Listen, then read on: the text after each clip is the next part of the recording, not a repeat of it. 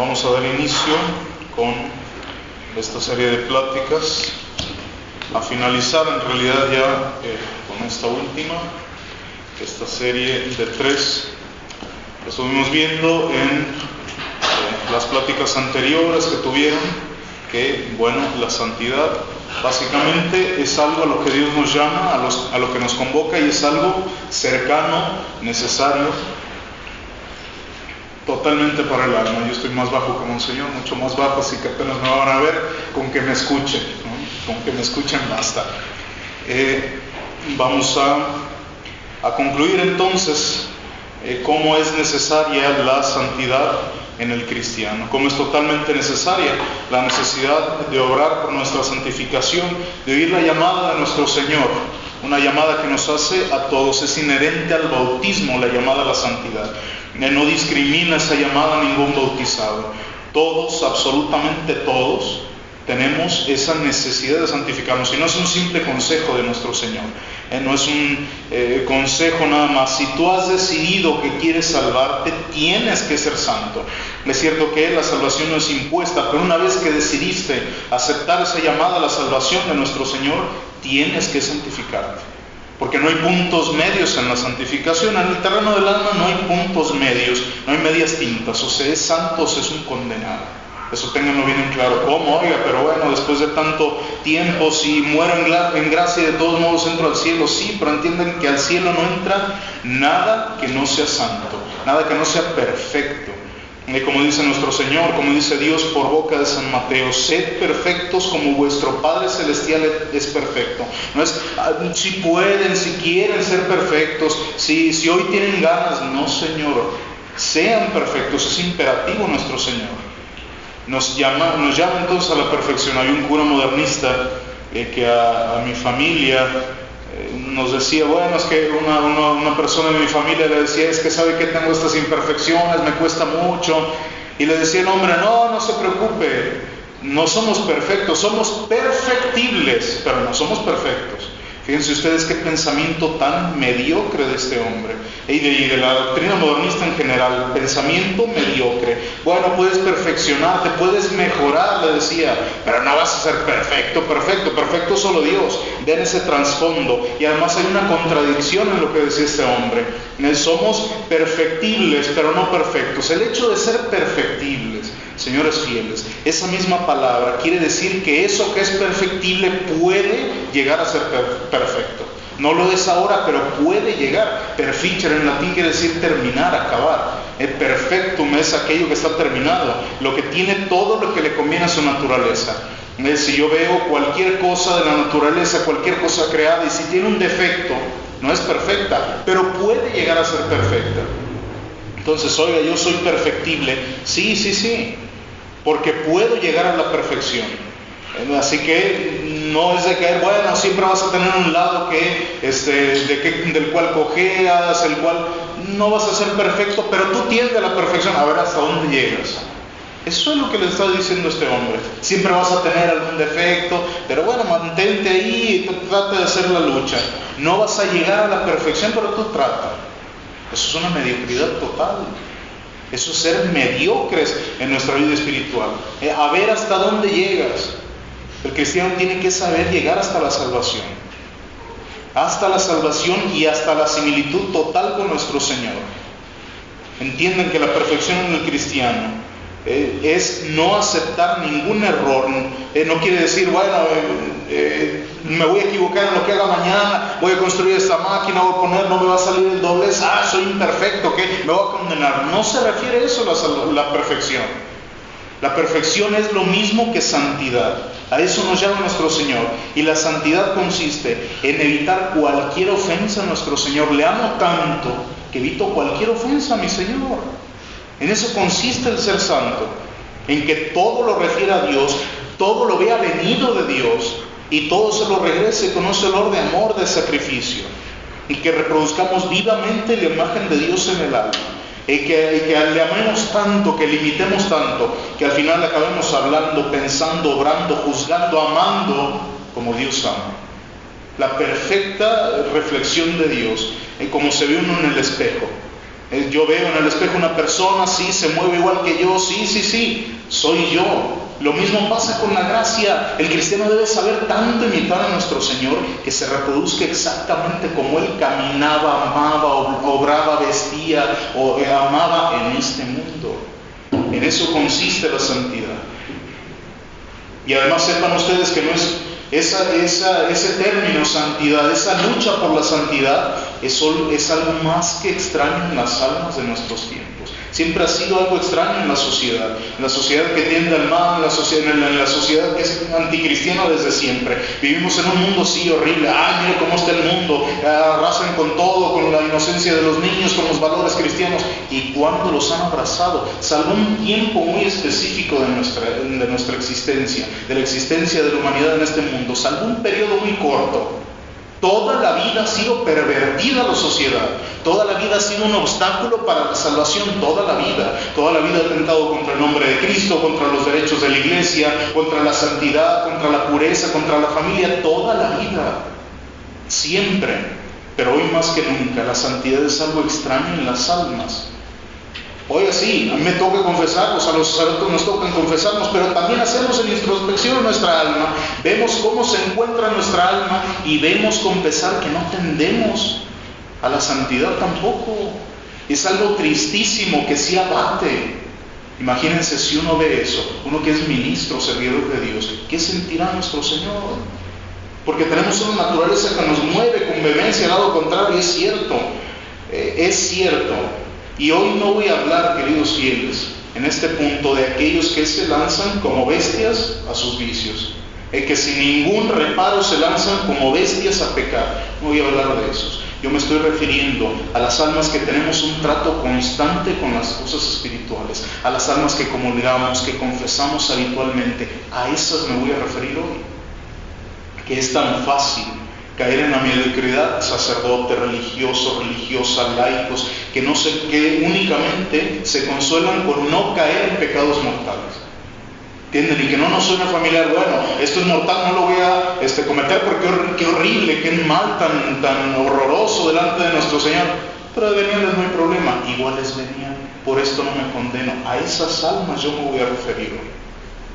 A esas almas que sí evitan el pecado mortal, pero atiborran su alma, no tienen ningún reparo en atiborrar su alma con pecados veniales. Señor, total que con esto me basta para salvarme, con esto me basta para no condenarme.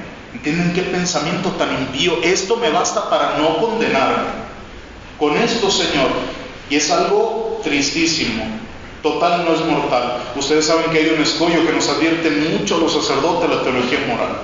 Esa parte de la teología que estudia los actos humanos que cometemos todos, orientados hacia la eternidad, hacia el último fin, hacia Dios. Hay algo que nos advierte justo al iniciar a estudiar la teología moral. Es algo que nos dice que nos grabemos en nuestra alma, en nuestra mente, en nuestra conciencia todo el tiempo. Ustedes saben que la teología moral es la ciencia que nos ayuda a conocer el pecado y evitarlo lo más posible. Es la ciencia de las virtudes. Pero ¿qué pasa? En el sacerdote es muy fácil que suceda lo siguiente. Yo sé que aquí está el pecado y yo sé que este acto se puede acercar. Sé hasta dónde puedo acercarme al pecado sin pecar. Bueno, hasta ahí me voy a quedar. ¿Ven qué horroroso, qué impío? Lejos de ser de la ciencia que me haga reconocer la maldad del pecado, el horror que tiene, la ofensa a nuestro Señor, la consecuencia eterna que tiene, me enseña hasta dónde puedo llegar sin pecar. Eso es impío totalmente, y un escollo que tristemente en los sacerdotes, en nosotros sacerdotes, se repite y se repite.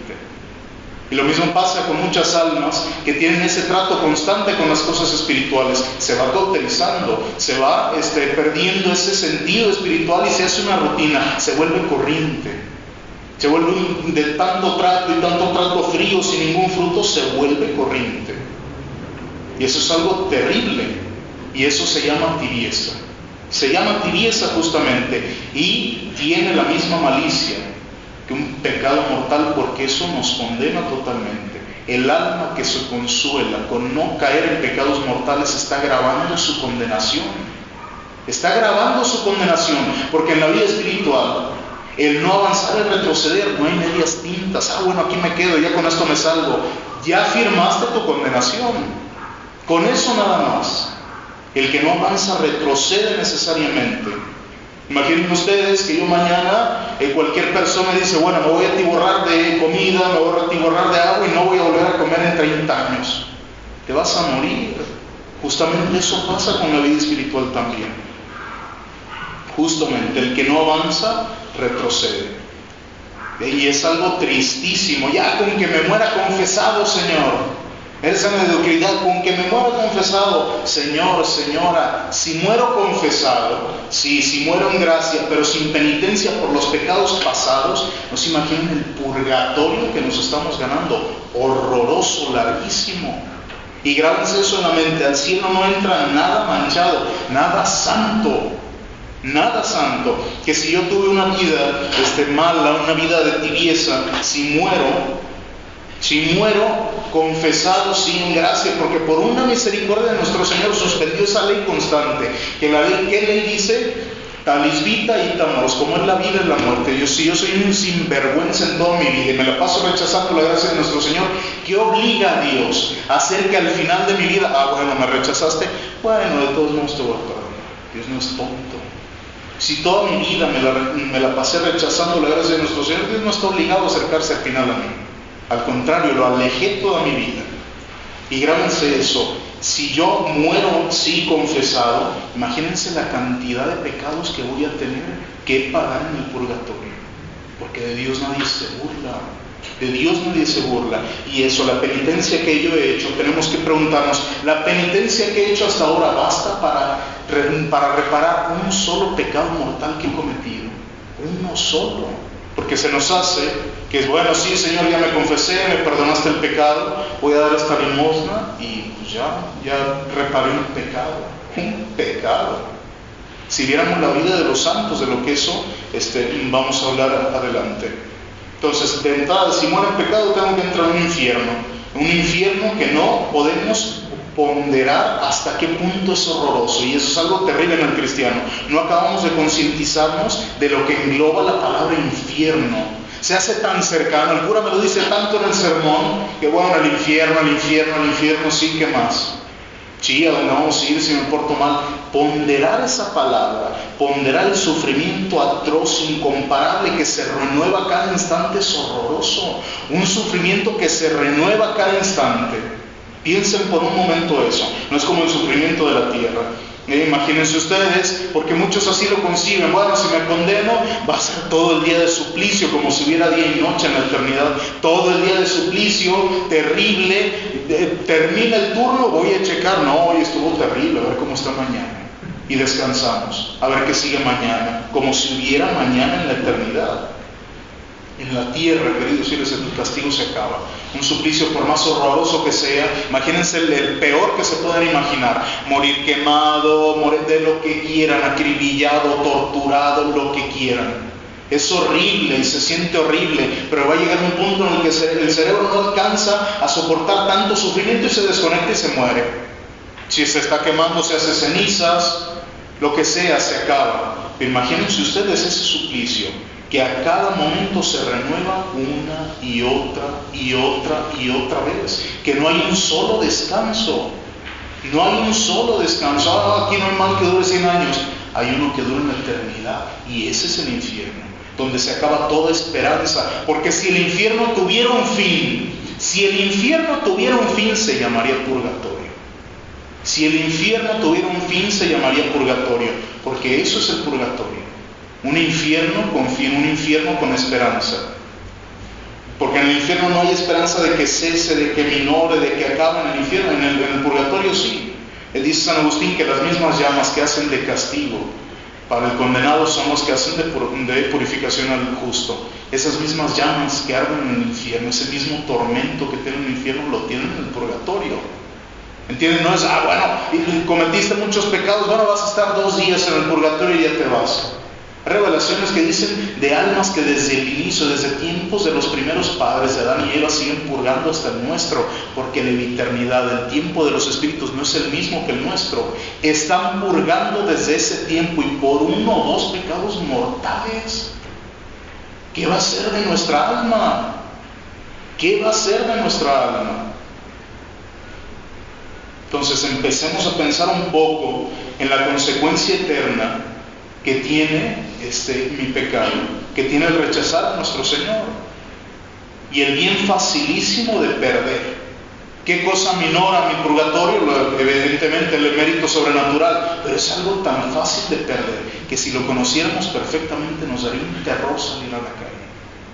Tan fácil de perder. Imagínense ustedes un hombre que trabajó toda su vida, un hombre que se dedicó al trabajo totalmente, que poco descansaba, poco comía, poco hacía otra cosa, toda su vida hacer una parcela, hacer un patrimonio. Y llega una persona y le dice: oye, ¿sabes qué, fulano? Tengo esta habitación, este cuarto que acabo de construir, lleno de estiércol, arriba de una peña que en 2 días se va a caer. Te lo vendo. ¿Qué quiero a cambio? Tu casa, lo que trabajaste toda tu vida, lo quiero a cambio.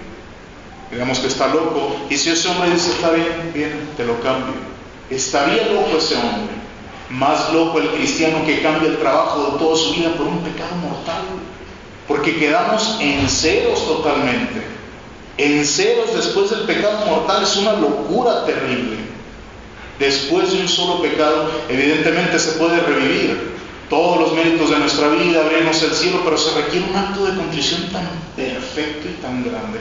Hoy, si estaban siguiendo la pasión de nuestro Señor que se leía en la misa, se dan cuenta que nuestro Señor es colgado en la cruz, esclavado con otros ladrones, con 2 ladrones, 2 pecadores. Ahí estaba nuestro Señor, blasfemaban cuando Cristo estaba con ellos.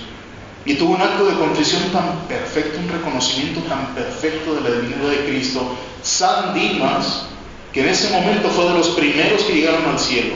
Pero qué cosa, qué gracia tan especialísima la has tenido tú. La he tenido yo, que no he llorado ni una sola vez un pecado. Yo que he hecho confesiones y confesiones y salgo tan impuro, tan indolente como cuando entré. Que no he cambiado, que no he dejado ese vicio, esa cosa que me hace caer otra vez al pecado. Tendré un acto de contrición así de perfecto. Y pierdo todo. Lo que pasa es que no alcanzamos a ponderar, queridos fieles, hasta dónde puede llegar la consecuencia eterna. Hay una cosa, una reflexión, si han leído la vida del santo cura de Ars, de San Juan María Vianney. Se cuenta que en un momento esa historia, siempre que leo, me estremece, y a todos nos debería estremecer. Un día le presentan una endemoniada a este santo cura y empieza a hablar con esa mujer. En toda la persona que entraba a la habitación con esa mujer le decía todos los pecados de su vida. Una mujer joven, gente de 60, 80 años, les decía todos los pecados desde su juventud, porque era el demonio que lo sabía y había sido testigo de esos pecados. Llega uno, llega otro, y lo mismo les dice a todos, haz con santo y seña lo que habían cometido.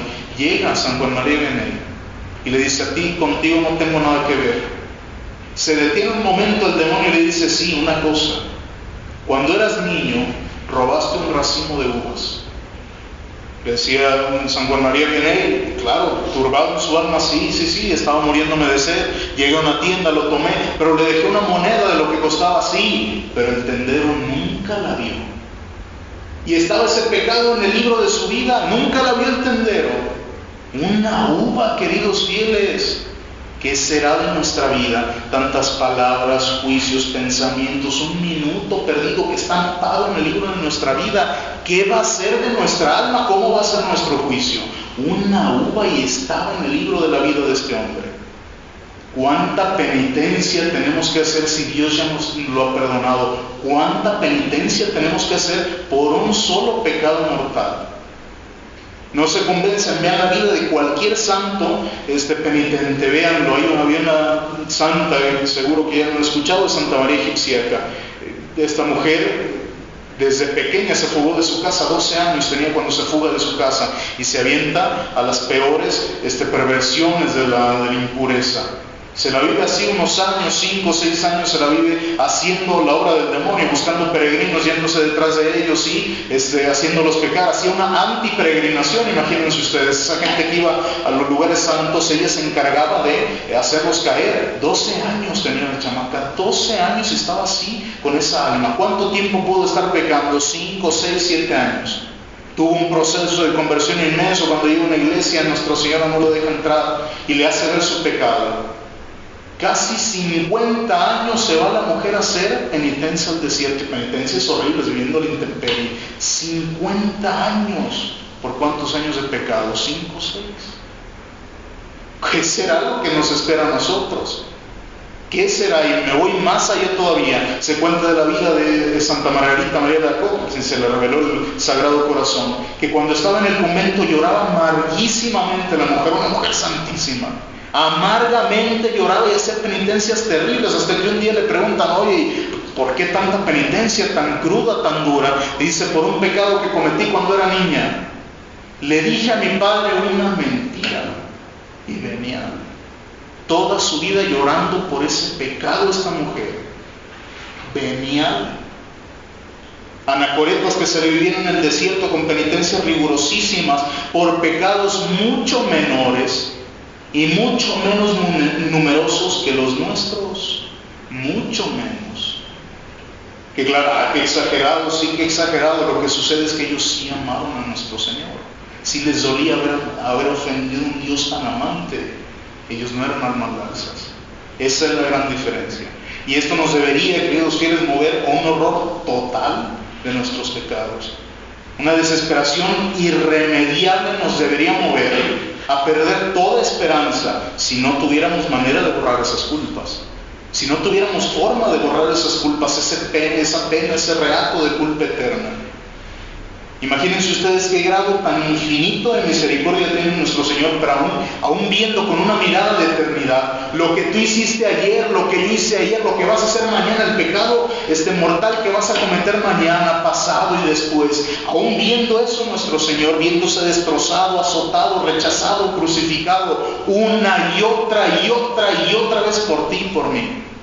Aún viéndose así nuestro Señor y por todo el género humano, puede haber dicho: ¿saben qué? Se acabó, no los voy a crear, los voy a redimir. En todo lo que me van a hacer. No lo hizo nuestro Señor. En atención y por puro amor a esas almas que sí quisieron convertirse, que sí le quisieron amar, vino y se encarna. Y nos redime y nos deja esta santa tabla de salvación que son los sacramentos. Para comprender un poco esa materia, la importancia de los sacramentos, les planteo una cuestión. El pecado mortal, queridos infieles, como ya han escuchado, a morir. Una cuestión sencilla. Tengo un pecado mortal, muero con eso, me condeno eternamente. Pero ojo, y esto le plantaba a los muchachos en el grupo de jóvenes, el pecado mortal es un acto temporal.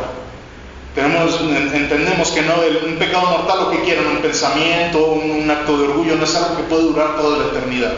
Es algo, yo tengo un pensamiento impuro, bueno, por un momento le estoy dando vueltas, me recreo, listo, se acabó, ya terminé de deleitarme en eso y empiezo a pensar otra cosa. No es un acto eterno, es un acto temporal. Pero ese pecado mortal consigue un castigo eterno. Entonces ahí es donde les planteaba, a ver, ¿es posible que un acto temporal pueda conseguirnos un castigo eterno? ¿Dios sería injusto? Debería darnos un castigo temporal, ¿no?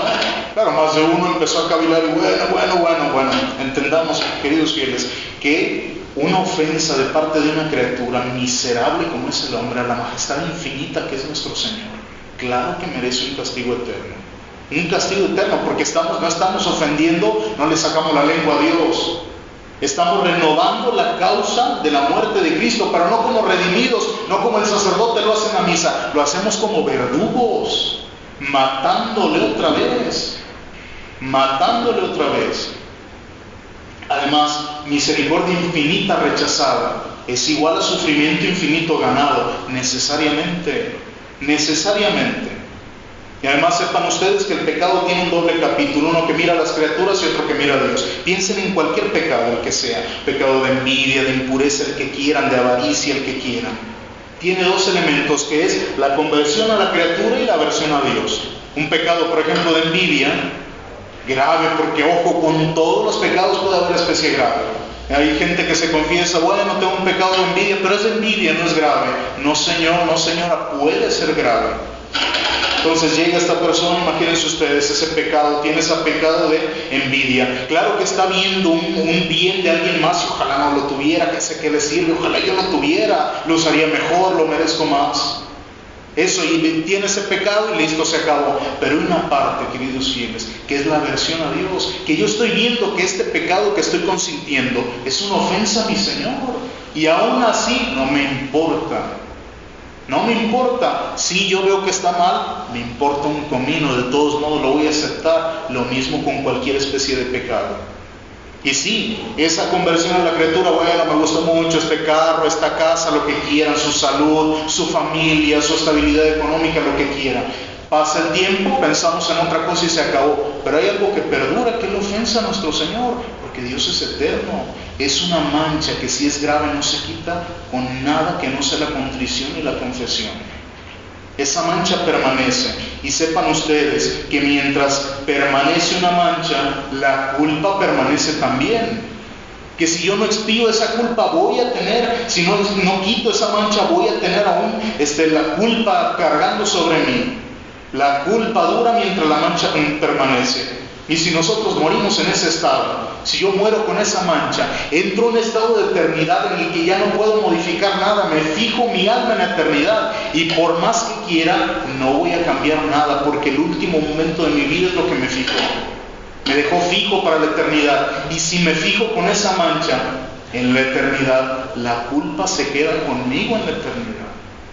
Y es algo horroroso. Porque ya no podemos quitar esa mancha irreparable, indeleble. Y si la mancha es indeleble, la culpa será eterna. Y además, queridos fieles, si el infierno no fuera eterno, nadie le tendría miedo. Nadie le tendría miedo, porque somos tan malos y tan viles, que si en algún momento se acabara el infierno, diríamos, bueno, sabemos eso, va a pasar como me peguen gana. Voy a pecar, voy a ser un sinvergüenza, un impuro, todo lo que quieran. Igual si me condeno, en algún momento voy a salir. En algún momento Dios me va a perdonar. No, Señor, no es así, nadie lo temería, porque si se acabara sería un purgatorio. Entonces, oiga, sí, qué feo, qué injusto, que por un pensamiento impuro, que cuánto puedo durar, 10 segundos, cuando mucho, ya me gano la eternidad. Oye, qué feo, ¿por qué Dios es así? Es un problema de enfoque, queridos fieles, es un problema porque tenemos un criterio mundano, una ceguera. Al contrario, si lo vemos, qué gracia tan inmensa, tan maravillosa, que con actos temporales, una criatura temporal pueda ganar la gloria eterna. ¿Entiendes? Sí, un pecado que es temporal y me recrea un rato, me consigue el castigo eterno, pero también un acto temporal, como es un acto de contrición, un acto de amor a Dios, un acto de arrepentimiento, me puede ganar una gloria eterna. Eso sí nos gusta. ¿Entienden? Hay que verlo desde ese punto de vista. Y que una criatura temporal como yo pueda ganar una gloria eterna, que un acto de contrición pueda trocar la ira fulgurosa de nuestro Señor y justísima que nos quiere aniquilar, que nos va a hacer pasto para las llamas eternas, trocarla en 3 segundos que haga un acto de contrición, trocarla esa justa ira de Dios en perdón y en misericordia. Es algo maravilloso. Es algo maravilloso. Qué gracia que Dios ponga en mis manos palancas, hilos que muevan la eternidad. Imagínense, esos son palancas, son hilos que ustedes los mueven y repercutan en mi eternidad. Eso nos pone Dios en nuestras manos, que se llaman sacramentos. Esa tabla de salvación nos pone nuestro Señor, y especialísimamente la confesión y la comunión. Medios sumamente eficaces para alcanzar la salvación. Pero que sucede eso, tan fácilmente se vuelven corrientes, comunes, como si entráramos al confesionario todos sucios para limpiarnos y volvernos a ensuciar más. Señor, sí, límpiame porque no me quiero ensuciar tanto para la otra. Y así como renovar mi membresía, sí, me purifico para volverme a ensuciar.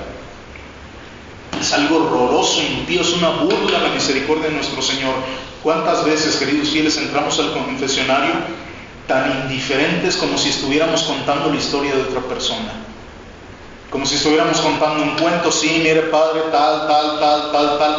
Indiferentes, indolentes. ¿Cuántas veces entramos así al confesionario? Y lo que confesamos es tratándolo tan someramente para que el Padre no sea que escudriñe y saque en mi alma, porque si me empieza a preguntar cosas, se va a dar cuenta que no hay un arrepentimiento, que no hay una enmienda. Él se va a dar cuenta que todas las circunstancias, las cosas, las personas, las disposiciones que me hicieron caer en ese pecado siguen en mi vida y no me decido a cambiarlas. Padre, perdóname, mire, tal, pero hasta ahí se acabó. O englobamos los pecados. Ese es pecado de impureza, Padre. Bueno, ¿qué más? Tienen como si no hubiera especies que cambiaran esa impureza, que lo hicieran más terrible. Y con todos los pecados. Señor, me hizo pecar fulano porque... ¿Y qué le importa al sacerdote? Le importa tu alma. Y eso, y englobando y sacando, y no, bueno, es de lo que me acuerdo, tal, sin hacer un buen examen de conciencia, sin poner contrición. Eso, queridos fieles, huele a sacrílego. Huele a sacrílego. Solo Dios sabe cuántas confesiones sacrílegas han pasado por nuestra alma, por falta de un examen sincero, por falta de una contrición verdadera, por no querer examinar nuestra alma, por lo que sea. Cuando hacemos esas confesiones someras sin verdadero examen, fíjense ustedes que el demonio va utilizando nuestra alma, ocultándonos más pecados, para que cuando llegue el último instante de nuestra vida, ahí sí llega el demonio y nos pone enfrente toda la sarta de pecados que hemos ocultado. Y el alma, en vista de esa miseria, empieza a quererse morir, empieza a desconfiar de la misericordia de nuestro Señor. Por eso, cuidado, queridos fieles, sobre todo en este tiempo de gracia con nuestro Señor. Así el demonio con esas almas va cebando, preparando esas almas realmente para ser pasto de las llamas eternas. Oye, qué exagerado, me quedo corto en este punto. Horrible este pecado, no lo voy a decir, igual no es grave. Y vamos minimizando nuestra conciencia, pensando como si los pecados no fueran germen de condenación, el que sea. O lo justificamos para seguirlo cometiendo. Bueno, fue por esto y esto, pero fue un caso aislado. Pero después lo volvemos a hacer y más y en demasía. Y es terrible eso. Se cuenta de la vida de San Sebastián. En Roma había un gobernador, el gobernador Cronos, que estaba lleno de llagas incurables, todo su cuerpo horroroso, lleno de llagas. Entonces lo manda a llamar, oyendo de los milagros de San Sebastián, lo manda a llamar y le dice: a ver, le he rezado a todos mis ídolos, a todos mis dioses, si tu Dios me cura, yo me voy a convertir en cristiano, porque voy a saber que es el Dios verdadero. Le dice San Sebastián: bueno, si tú perseveras en esa resolución, yo te aseguro, te prometo por parte de mi Dios, que si tú destruyes todos tus ídolos, al toque vas a ser sanado. Y el hombre dice: no hago eso y más, y se va a su casa, a su palacio, y empieza a romper los ídolos uno a otro. Pero de repente llega con uno que era tan preciado, tan precioso, tenía perlas, tenía oro, y dice: bueno, lo voy a conservar, además es pequeñito, igual estaba en mi familia, bueno, ya rompí todo, si dejo no va a hacer gran diferencia. Y en cuanto decide eso, ese hombre empieza a aumentar horrorosamente sus llagas, empieza a podrirse el hombre, se llena de coraje y se va detrás de San Sebastián. Se va detrás y lo empieza a increpar: y tú me dijiste que... Cuidado, rompiste todos tus ídolos, te deshiciste de todos tus dioses. Bueno, no, le dices: que este es de mi familia, ha estado por generaciones. Dice: la culpa no es de Dios, la culpa es tuya. Rómpelo y al toque vas a quedar sano. El hombre lo toma, lo deshace y queda sano al toque. Lo mismo pasa, queridos fieles, con nuestra alma. Me voy a confesar de todos menos igual no es grave, no es tan malo. Porque yo tengo la razón, porque me lo debe, aquella persona me hizo, la justicia. Dice, un pecado que dejemos en el alma. Cuando hacemos eso en nuestra alma, se dejan de curar todas las heridas, y más allá de eso, se hacen más grandes las heridas que hay. Es como un medicamento: yo estoy enfermo, me dan un medicamento, me lo tomo un día sí, un día no, como me pega en gana, lejos de curarme, para empezar a ser inmune a mi enfermedad, y me va a dañar. Lo mismo pasa con la enfermedad del pecado, lo mismo exactamente. Por eso que jamás, queridos fieles, nos detengan los sacrificios que tenemos que hacer con tal de salvarnos, el que sea, la violencia que sea. Como a Cristo no le detuvo nada, ni volverse a la criatura más detestada, más odiada por su Padre eterno, más odiada, fíjense eso. Cuando nuestro Señor en Getsemaní llora, cuando suda ese sudor sanguíneo, no era porque tuviera miedo, era porque desde ese momento estaba cargando Dios Padre sobre sus hombros los pecados del mundo, y te vio a ti, me vio a mí, pecando. Y fue tan horroroso y se supo tan detestable para el Padre Eterno que se vio en su miseria, no personal, la tuya y la mía, revestido Dios de ella. Por eso esa persona, ese objeto, ese vicio, ese orgullo, ese juicio. Oye, es que me cuesta mucho. Más le costaste a Dios, más le costaste. Es que yo no tengo la culpa, y la tenía Cristo nuestro Señor. Él tenía la culpa de que pecaras, de todo lo que hiciste. Si aplicáramos nosotros, queridos fieles, la misma rigidez y misericordia que el juicio que aplicamos con los demás, ¿quién estaría de pie? ¿Quién estaría vivo en este momento? Por eso empecemos a buscar una verdadera contrición, queridos fieles, un verdadero dolor de nuestros pecados. Dolor por Cristo y solo por Cristo.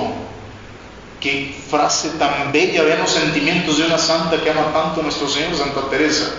La única Santa Teresa, además de Santa Teresa del Niño Jesús, Santa Teresita que hay, Santa Teresa de Ávila, cómo se expresaba ese amor a nuestro Señor. Que me muevas, Señor, tu amor de tal manera que si no hubiera cielo te amara, si no me premiaras con el cielo, de todos modos te amaría, y si no existiera el infierno, aún así te temiera ofenderte.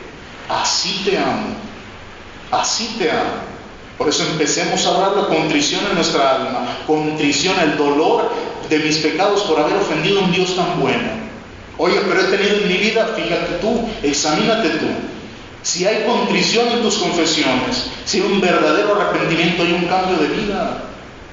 Hay un cambio de vida. Si yo veo que las últimas 20 confesiones han sido exactamente lo mismo, y que si el sacerdote me pregunta de la última esta que ha mejorado, nada, no hay contrición.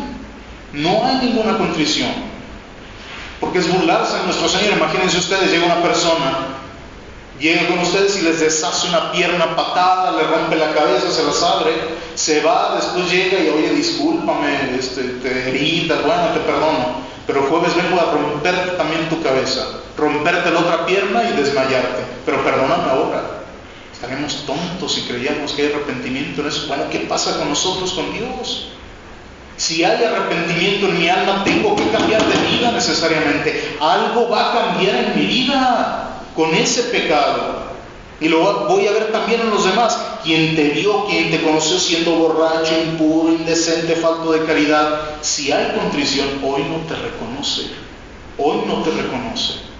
Oye, pero no puedo, porque no has perseverado. Santos con inclinaciones peores que las tuyas, que las mías, más vehementes, más desordenados, con la misma naturaleza caída, con las mismas concupiscencias en el mismo mundo podrido, pudieron santificarse.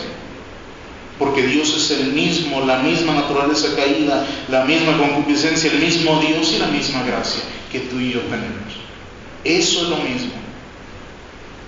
Y si no, Señor, es que no puedo llorar. ¿Y quién te manda a llorar? ¿Quién te manda a llorar? ¿La conversión de San Pablo se habla de alguna lágrima? No, de ninguna. Y se convirtió realmente. Y Judas Iscariote lloró hasta morir, pero no había un arrepentimiento por amar a Dios. Era una culpa que la misma culpa de los condenados, que están en el infierno y rechazan sí su pecado y maldicen a la gente que los hizo pecar, pero de nada sirve. Porque lo maldicen por lo que están sintiendo, se arrepienten por lo que están sintiendo, no por el Dios que han ofendido. Es ese mismo dolor, no hacen falta lágrimas, que son muy útiles, son muy buenas, pero si no tengo lágrimas, puede haber contrición aún así, y se traduce en una vida santa. Se traduce, no puedo. Había un alma piadosa, Rodolfo, que un día al ver que no se movía penitencia, le pide a nuestro Señor que le dé lo que fuera más eficaz para moverlo a penitencia. Dijo eso: Señor, dame lo que necesite para mover mi corazón a arrepentirme. Y al instante nuestro Señor se le aparece, tal como estaba en la cruz. Tal y como estaba en la cruz en el Calvario, cubierto de llagas, tembloroso, destrozado, se le presenta y le dice desde la cruz: mírame, solo mírame. Ve los dolores que tus pecados y que los otros me han causado. Mírame en la cruz. Y este hombre lloró hasta la muerte, todos los días de su vida, con una contrición perfecta, porque no hay corazón tan duro como piedra que no se mueva con pasión ni se estremezca al ver al crucificado amándonos desde la cruz. Por eso empecemos a acercarnos a nuestro Señor, queridos fieles. Si hemos pecado, acerquémonos a Cristo como el Hijo pródigo.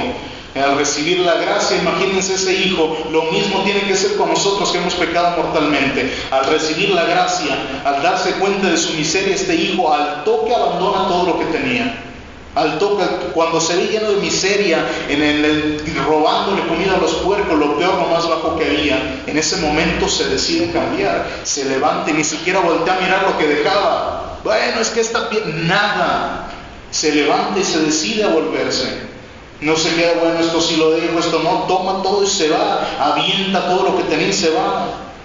Y llega y se pone de rodillas ante los pies de su Padre y suplica ser admitido, ya no como hijo, como sirviente, Señor mío, como sirviente, como penitente, como esclavo, como culpable, pero de nuevo en la casa del Padre. Eso hay que pedirle a nuestro Señor. Eso hay que suplicarle constantemente ahora, en estos días de gracia. Por eso recibamos a Cristo en estos días también de misericordia, a Cristo sacramentado, con estos santos pensamientos, grábenselo en su alma, que se queden para estos días. Mañana, en el día de la institución de este santo sacramento, recibamos a Cristo con un alma contrita. Ya escucharon ustedes de una familia que falleció, las hijas de una familia que fallecieron hace unos días, hace unos domingos. Ya les habló el obispo, les habló Monseñor. Imagínense ustedes, imagínense eso. Claro, uno ve esa tragedia desde afuera, no, bueno, qué horrible, cómo Dios no fue propicio. Qué muerte tan más gloriosa, tan más maravillosa. Imaginen ustedes, después de ver y tal vez recibir a Cristo sacramentado, de verlo en este mundo, al toque, verlo en la eternidad. Es una muerte maravillosa. Oiga, ¿cómo dice eso? ¡Qué dolor, qué terrible! Pero imagínense eso, después de ver y recibir el perdón de Cristo, a Cristo sacramentado, verlo en su eternidad. Dios quiera que esas muchachas fueran en gracia, le pedimos a Dios sinceramente, pero qué muerte tan más bella.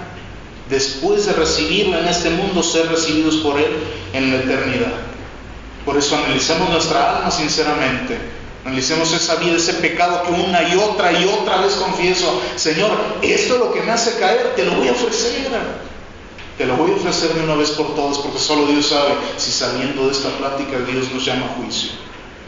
Por eso, con esa alma, queridos fieles, con esos sentimientos, no depositemos jamás, no obliguemos a Cristo a entrar con repugnancia al lugar más inmundo, más pestífero, que es un alma con pecado, incluso pecado venial, porque pecado es ofensa a Dios. Es cierto que uno nos arrebata a Dios del alma, pero otro hace indigno totalmente ese receptáculo para Cristo. No lo obliguemos a meterse con repugnancia a ese lugar, jamás lo obliguemos.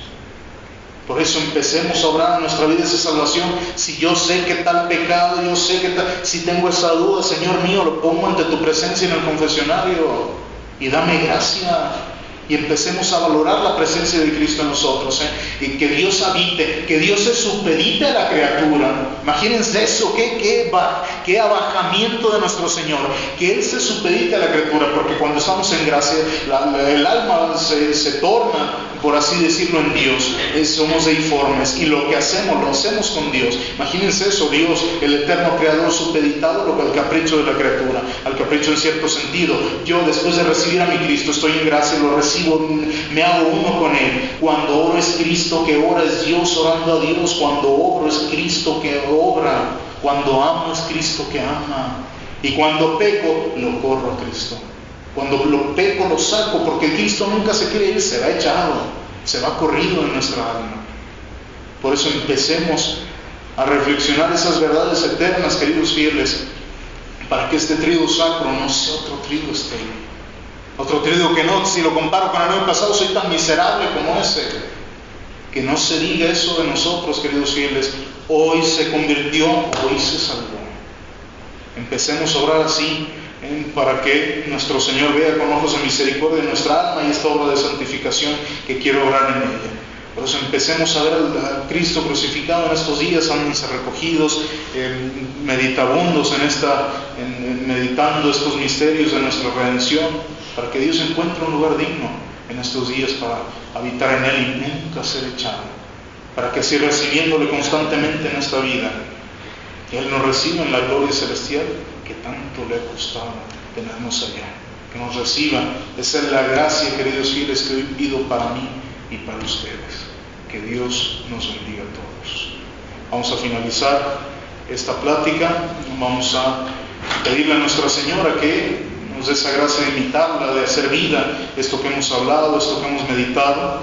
Les voy a dar la bendición al final, con las indulgencias para quienes hacen estos santos ejercicios de este tiempo, asistan a los oficios, háganos vida, reflexionenlos, lean sus misales, pidan a Dios esa gracia. La contrición se pide, queridos fieles, la contrición se pide. Díganle a nuestro Señor, dame esa gracia, Señor mío, de dolerme por haberte ofendido. No me importa aquel infierno, no me importa aquel cielo, por ti, Señor mío, por ti. Pídanle esa gracia, María Santísima, que a su imitación podamos llevar esta vida santamente, este trido santamente, y ánimo que Dios sigue siendo misericordia, y hoy se sigue mostrando misericordioso al recordarnos eso es verdad. Hagamos la vida, porque puede ser la última vez que Cristo pasa por nuestras almas, y Cristo pasa en ella. Entonces, hagámoslo vida, aceptemos esa misericordia, y que Dios y María Santísima nos bendiga a todos. Vamos a rezar en María.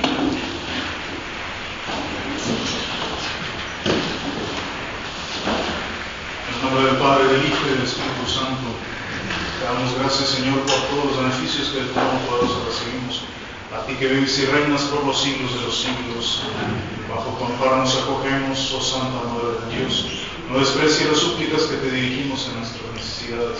Antes bien, líbranos de todos los peligros, oh Virgen gloriosa y bendita. Ruega por nosotros, Santa Madre de Dios. En el nombre del Padre, del Hijo y del Espíritu Santo, les doy la bendición.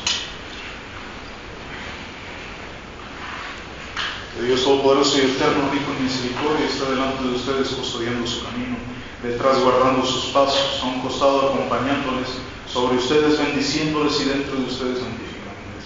Bendicio Dios omnipotentis, Patris et Filii et Spiritus Sancti, descendat super vos, et manet semper. Patris.